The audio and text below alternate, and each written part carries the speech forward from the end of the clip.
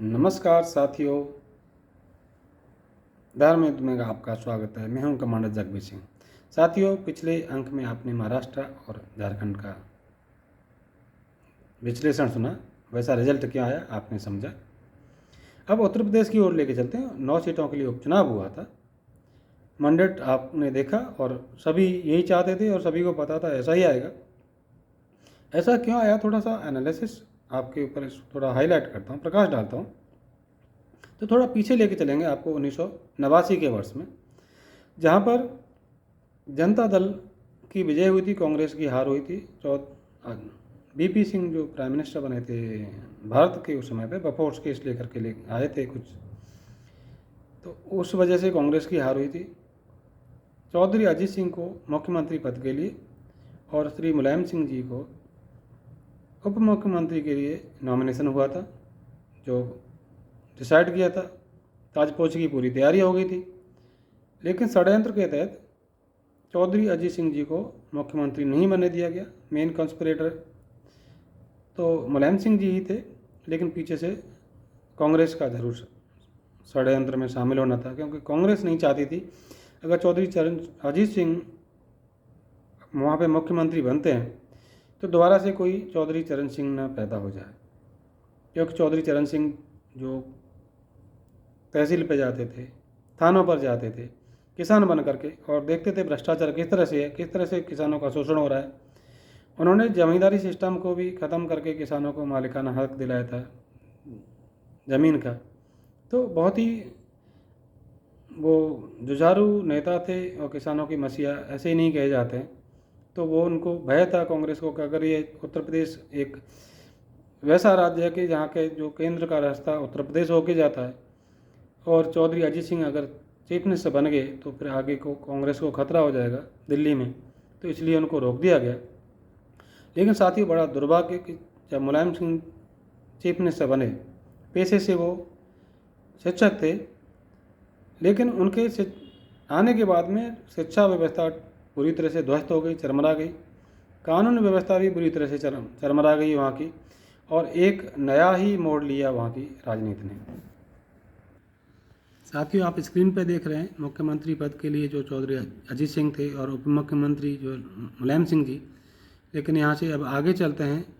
उस समय में रामायण और महाभारत की धारावाहिक का रोल भी चल रहा था। लोगों को रामायण कथा और महाभारत से बहुत ही प्रभावित थे। रामायण कथा की वजह से लोग अयोध्या जाना चाहते थे। कार सेवक आए थे महाराष्ट्र से और ये गए थे अयोध्या के लिए। तो जब तत्कालीन चीफ मिनिस्टर थे श्री मुलायम सिंह जी, उन्होंने कार सेवकों पर गोलियां चलवाई थी। तो सबसे पहला इन्होंने जो है ये कृत्य किया था, कार सेवकों पर गोली चलवा करके।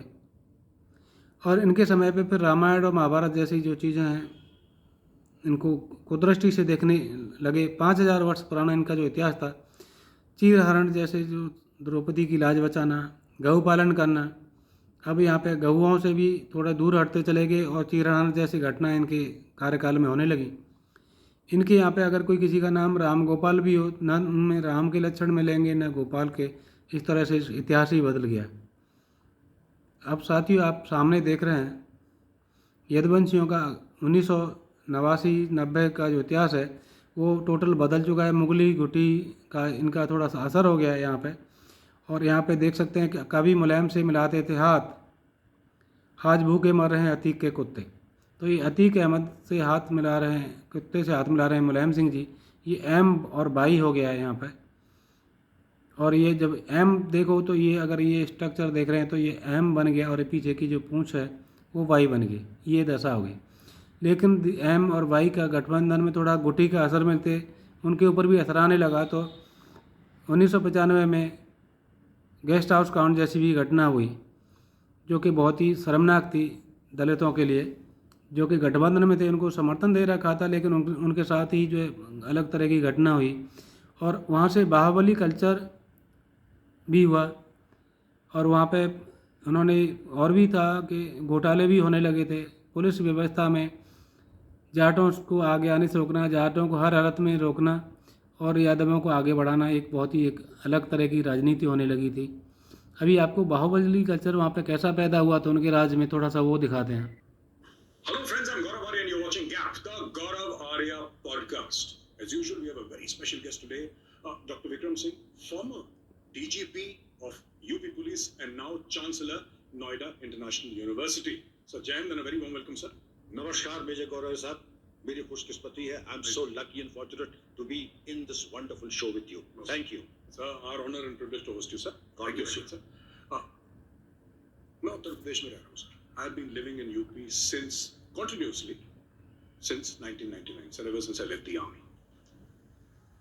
And one of the things that was a black mark on UP was law and order, sir. I'll be very honest with you. Everybody said UP में invest नहीं करना, law and order का बहुत बड़ा गर्क है यहाँ. And I've seen those days. मैंने खुद देखे हैं, so I'm witness. मैं किसी की कहीं सुनी बातें नहीं कर रहा सर, मैंने अपनी आंखों से देखा है. There was time when women folk could not go out in the evening. नहीं कर सकते थे, वो पॉसिबल नहीं था. घर के आगे ही सर चेन स्नैचिंग हो गई, किसी ने किसी को मार दिया, चाकू मार के कोई भाग गया. This was very common in Noida, and Noida is supposed to be close to Delhi, so it's supposed to be the better places. अब ईस्टर्न यूपी में, वेस्टर्न यूपी में, इंटीरियर्स में क्या होता होगा वो भगवान जाने. सवाल ये है सर, सेम पुलिस सर, कोई नई पुलिस की भर्ती तो नहीं हुई कि नए पुलिस वाले आ गए, नए आईपीएस ऑफिसर्स आ गए. It is exactly the same stock. How is it that they are able to do the switch on, switch off, sir? Suddenly it's very good. And I'm only talking about Gautam Buddha Nagar because I don't have exposure to outside other areas of UP. से जाता हूँ पर इतना exposure नहीं है. ऐसा कैसे कि अभी law and order बहुत अच्छा, पहले आज से 10 साल पहले ऐसा नहीं था. क्या हो गया? What a wonderful question, Major Arya. In the sense that I have also seen UP through the last 5 or 6 decades. Of course, I was son of the soil. But from a police officer's and from a discerning citizen's viewpoint, I have seen it emerging as what it is today and what it used to be when it was known as the wild west of the country. West of the country. UP was known to be the wildest place in the country. Any murder, mass murders, gang rapes, you name, and it used to happen in Noida. Or the wild west would be starting from right Ghaziabad, Noida, Bulandshahr, right up to Meerut. Another part of Uttar Pradesh that was very well known for banditry was the ravines of Agra and also the badlands of Mainpuri, Etah, Etawah and Farrukhabad. And the Chambal area, sir. The entire Chambal area and the ravines of Kali, the banditry there. And that is Bahubali. आप Mercedes खरीद ले तो, plot ले ले तो, factory लगा ले तो, बैंक से अगर आपको लोन बड़ा मिल जाए 100 करोड़ का तो वो अपनी चौथ सर देशमुखी वसूली करने आ ही जाएंगे. सर, जिस तरीके का हम लोग जो वाकई जो जीवन में वास्तविकता है उसका दर्पण है. और लखनऊ में ही अगर हजरतगंज में कोई अपनी एसयू पे पैर फैला के बोतल विस्की के रखे है बॉनेट पे और लड़कियों को आते जाते फप्ती कसे, दुपट्टे खींचने का इंतजाम करे, तो इससे ज्यादा शर्मनाक बात कानून व्यवस्था की क्या. हजरतगंज में लखनऊ जी. और इस तरीके की गुंडागर्दी लखनऊ ने भी देखी है. और अतीक का मैं बता दूं, पुलिसकर्मी अगर जाते हैं तो पुलिसकर्मी को बंधक बना लेता है. तत्कालीन पॉलिटिकल लीडरशिप कहती तुम्हें हमारी कसम अतीक भाई छोड़ दो, तो एक आदमी की, एक कांस्टेबल की वो बिल्कुल खाल उतार लेता है जैसे मटन की दुकान पे बकरा टंगा रहता है उसका कारकेस. उस तरीके से लोथड़ा भरा करके कांस्टेबल की लाश को फेंक दिया और कहा जाके उठा लो, एक लाश है. और आइंदा किसी ने अगर दुस्साहस किया, हिमाकत की यहाँ आने की, तो उसका भी वही किया जाएगा. पर ऐसा क्यों सर? ऐसा ये पॉलिटिकल पार्टीज या चीफ मिनिस्टर्स, ये तो chief minister is the constitutional head of. जब मुख्यमंत्री की मीटिंग प्रयागराज में तत्कालीन इलाहाबाद में होती है मंच पे, अतीक अपना कुत्ता डैल्मेशियन लेके जाता है. जरा आप गूगल करके देखें, अगर मुख्यमंत्री उसके कुत्ते से हाथ मिला रहा है आप समझ सकते हैं कि संदेश और हवा किस तरफ बह रही है. अगर पुलिस वाले को अपनी नौकरी प्यारी है तो शायद उन्हें देगा, और जिसमें जुनून है और जो अपने वर्दी और अपनी आन बान मर मिटने को तैयार है, शायद वो प्रयागराज रह नहीं पाएगा. तो जुनून है और जो अपने वर्दी और अपनी आन बान वो प्रयागराज भाई चाहेंगे. साथियों, आपने देखा कि उस समय पे क्या हालत हो गई थी उत्तर प्रदेश की. उसके बाद में राजपाट संभालते हैं उनके सुपुत्र श्री अखिलेश यादव, और ये जब ये चीफ मिनिस्टर बनते हैं उस समय पे एक अलग तरीके से पहले घोटाले अलग तरह के थे, पुलिस वाले घोटाले, भर्ती घोटाले, शिक्षा व्यवस्था खराब करना। जब ये चीफ मिनिस्टर बने तो उसके बाद में इन्होंने एक शिक्षा मित्र सिस्टम पैदा किया, जो बीटीसी और बीएड किए हुए छात्र जिन्होंने सीटेट वगैरह एग्ज़ाम पास किए हुए हैं उनको छोड़ करके जो नकल से पास किए हुए जस्ट नॉर्मल ग्रेजुएट उनको शिक्षा मित्र बना दिया, जिनको शायद फूटी कौड़ी भी नहीं आती हो। तो बड़ा ही दुर्भाग्य था। शिक्षा व्यवस्था वैसे ही खराब हो गई और बिन अनपढ़ टाइप के लोग जो है शिक्षा मित्र बनने लग गए। तो और उसके बाद में लॉ एंड ऑर्डर बहुत ख़राब हो गया उनके, और भी ज़्यादा। तो उसको कितने दंगे होने लगे, शायद 80 में तो हो गए। साथियों, अभी वापस जब 2017 में मुजफ्फरनगर का एक दंगा बहुत ही भयंकर था, जाटों के साथ में बहुत बड़ा अत्याचार किया था इन्होंने, और जब मुआवजा दिया था तो केवल दूसरी कम्युनिटी को दिया था, उनको नहीं दिया था। सुप्रीम कोर्ट ने उस चीज़ का संज्ञान भी लिया था। तो बहुत ही दिशाहीन नेतृत्व था। अभी 2024 के जनरल इलेक्शंस आते हैं तो इन्होंने एक पीडीए का नारा लगाते हैं। तो ये बोलते हैं पिछड़े दलित अगड़े समथिंग कुछ ऐसा बनाया, बट है परिवार डेवलपमेंट एसोसिएशन एक तरह का, दो ही परिवार एम और वाई परिवारों का इनका वो है, और दलित को शोषण करना होता है इनका काम। और जो है आपको समझ रखता हूँ कि यहाँ पर एक अयोध्या में जो है इनके एक नेता हैं यहाँ पे, ये तो वहाँ के एमपी बने थे, बट इनको महाराज कहते हैं। महाराज पता नहीं कौन से महाराजा बन गए, भगवान जाने, लाल टोपी लगा करके। और इनके ऊपर आरोप था कि दलित कन्या का इन्होंने बहुत ही शोषण किया था, नाबालिग बच्ची का, और फिर डीएनए की बात करते थे। तो बहुत ही शर्म की बात है एक्चुअली। शायद डीएनए जैसी फिर बाद में घटना की बात करें, शायद वो ऐसी चीज़ों का शायद खुद के डीएनए पे सस्पेंस है या पता नहीं क्या होगा, ये तो वही लोग जाने। दूसरा है यहाँ पे नीचे का एक नवाब सिंह यादव, इनका भी डीएनए की बात करी, इनका भी सैंपल जो है मैच हो गया है। ये इसकी बात कर इसलिए कर रहा हूँ कि कन्नौज की जो सीट का केस है यहाँ पे कन्नौज का, क्योंकि कन्नौज से जो अखिलेश यादव जो सपा के अध्यक्ष हैं वो वहाँ के एमपी सांसद हैं। तो ये एम का केस है ऊपर वाला, ये वाई का हो गया, फिर एक और वाई का केस हो गया। यहाँ पर ये मैं लेकर के आया हूँ करहेल की सीट का। करहेल की सीट जो अखिलेश यादव एमएलए थे वहाँ से, उनकी सीट खाली होने के बाद में उपचुनाव हुए थे, और वहाँ पे जब उपचुनाव हुए तो वहाँ पे फिर एक दलित कन्या के साथ में जो है रेप जैसी घटना, और उसका फिर उसके बाद में उसको जान ले लेना, और उसके बाद में जो विवेकहीन, अगर आपको सुनवाऊँ कि कैसी बातें कर रहे हैं तो आपको थोड़ा समझ रखता हूँ, आप खुद सुनिए क्या हुआ। उत्तर प्रदेश के मैनपुरी जिले की करहल विधानसभा सीट पर आज दिन भर मतदान हुआ, और इसी बीच एक बड़ी खबर भी सामने आई थी, जहां एक दलित लड़की की हत्या कर दी गई थी। लड़की की हत्या का आरोप समाजवादी पार्टी नेता प्रशांत यादव पर लगा है। मृतक के परिजनों ने आरोप लगाया है कि युवती ने बीजेपी को वोट देने के लिए कहा, जिसके बाद उसकी हत्या कर दी गई। अब चलिए आपको इस पूरे मामले पर क्या कुछ कह रही हैं डिम्पल यादव और अखिलेश यादव सुनवाते हैं। ये इस तरह की झूठी अफवाहें फैलाकर भारतीय जनता पार्टी मैं समझती हूँ, क्योंकि हार रही है और जिस तरह ये अफवाहें फैलाने का काम कर रही है लगातार, तो कहीं ना कहीं ये दिखाता है और दर्शाता है कि ये लोग बुरी तरह हार रहे हैं। और जो घटना हुई है तो इसका संज्ञान कप्तान के पास भी है, और मैं समझती हूँ डीएम के पास भी है, और जो इसमें आरोपित हैं उन दोनों को पकड़ लिया गया है और ये जेल में। कभी समाजवादी पार्टी जो सीट करहेल की है वो ऐतिहासिक वोटों से जीतने वाली सीट है। ये भारतीय जनता पार्टी के पास डीएम है, एसपी है। आपको नहीं समझ में आता, इतने पढ़े लिखे पत्रकार भाई हो, कि कौन बेईमानी कर रहा होगा। और कुदरती में तो हमारा प्रत्याशी खुद ही कह रहा है, सबके पास वीडियो है किस तरीके से बेईमानी कर रही है भारतीय जनता पार्टी। लेकिन हम तब भी जानते हैं कि समाजवादी पार्टी जीतेगी। तो अभी आपने समाजवादी पार्टी के नेताओं की बात सुनी, चलिए अब आपको सुनवाते हैं पुलिस इस पर क्या कह रही है।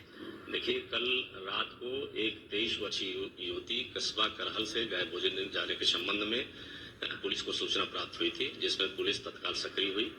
आज सुबह उसकी डेड बॉडी मिली है। इसमें उनके पिता के द्वारा, मृतका के पिता के द्वारा 2 लोगों के खिलाफ अभियोग पंजीकृत कराया गया है। इसमें एक शांत यादव है और दूसरा मोहन कठेरिया है, जिनको दोनों को गिरफ्तार कर लिया गया है।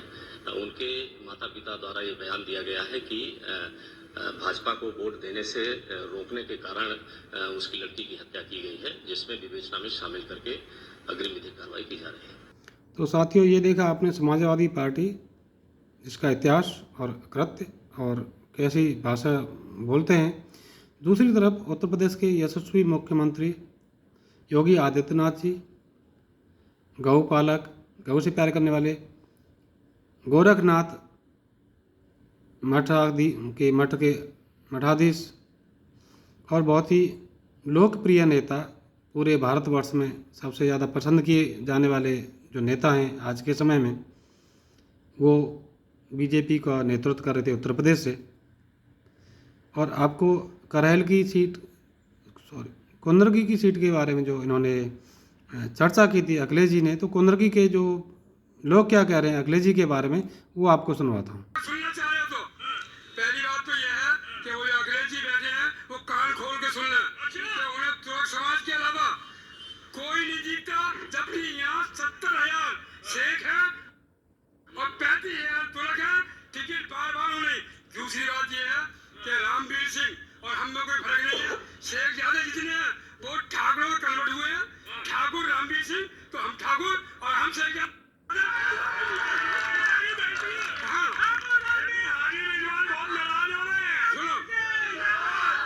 देखिए, हाजी रिजवान नहीं, अगर अखिलेश जी भी नाराज हो तो हमारा कोई नहीं बिगाड़ सकते। अपनी कमा खाते हैं, किसी की कमाई नहीं खाते, अपना कमा खाते हैं। मुसलमानों के वोट पर किसी का हक नहीं है, अपनी मर्जी से मर्जी का मालिक है, मर्जी का मालिक है, मर्जी का। और सुनो, अगर रामवीर सिंह अपनी जगह खड़े उतरे तो ये मुस्लिम हटेगा भी नहीं। साथ जाना चाहते थे और सत्ता के साथ ही चुनाव लड़ा रहे थे। बहुत बार देख लिया, 30 साल से देख रहे थे, लेकिन इस बार ठाकुर रामवीर सिंह जी ने 30 महीने मांगे हैं और 30 महीने में हम ये देखना चाहते हैं वो कितना विकास करेंगे। और ठाकुर रामवीर सिंह ने यही हालात रहे तो 27 के चुनाव में भी यही होगा कि आगे आने वाला टाइम भी बीजेपी का ही होगा। जी 27 में भी मोहर लगा दोगे? बिल्कुल लगाएंगे, जब हमारे साथ चलेंगे तो हम उनके साथ चलेंगे। जी बिल्कुल। चलो जी, आप बताइए सर, क्या नजर आ रही है? तो साथियों, आपने वीडियो देखा, उत्तर प्रदेश का जो चुनाव है ऐसा क्यों हुआ, बहुत ही क्लियर है। एक तरफ एक बहुत ही नफरत का, भ्रष्टाचार का, कानून व्यवस्था चरमाया हुआ, शिक्षा व्यवस्था खराब किया हुआ लोग, और दूसरी तरफ उत्तर प्रदेश के लोग विकास चाहते हैं, वहाँ पर शांति चाहते हैं। वो एक मेन रीज़न है।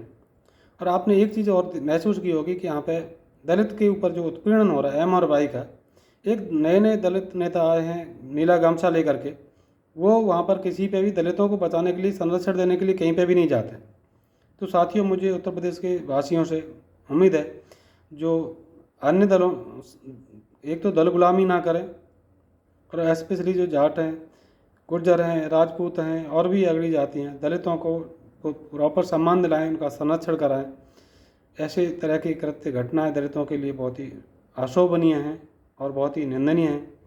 और मैं स्पेशली एक्स सर्विसमैनों से निवेदन करूंगा कि आप अपने संगठन बनाएं, क्योंकि उत्तर प्रदेश में बहुत लोग एक्स सर्विसमैन हैं, हर जगह पर हैं। आप लोगों का नाम है कि हर जगह पर आप बहुत ही अच्छे से काम किया है, बहुत ही डिसिप्लिन्ड है। तो दलितों पर जहाँ पर भी अत्याचार वगैरह कहीं कुछ ऐसा हो रहा है तो आप उनके लिए आवाज़ उठाएं और रोकें, ऐसी घटना कहीं पर भी नहीं हो। तो साथियों, आपको ये टोटल विश्लेषण कैसा लगा, आप कमेंट ज़रूर करें, लाइक करें, सब्सक्राइब करें चैनल को, बेल आइकन दबाना न भूलें। बहुत बहुत धन्यवाद।